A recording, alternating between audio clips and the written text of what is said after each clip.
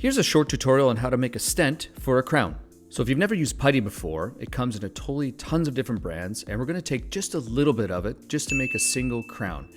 This is an implant crown we're making for a patient, and we need to redo the provisional crown. Stick around to the end for the most important tip.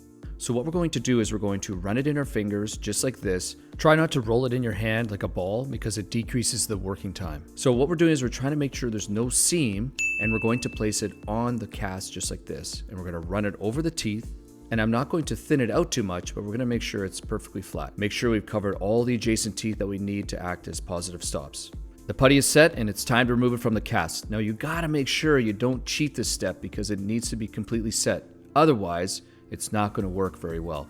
I'm using a lab number 22 blade just to remove some of the excess from the buccal and lingual, and actually also from the adjacent teeth, just to make sure it completely seats properly on the cast, but also intraorally. You want to make sure you can see where it's seating and if it's seating correctly. We're going to place it on the cast. Oh yeah, looks beautiful. The last thing that's a super important tip is make sure you put an indicator to tell you which is buccal or lingual. So when you place that intraorally, I don't know, for some reason, you fill it full of your provisional material and it seems to go, you can't figure out which is front to back. Anyways, I hope that helps.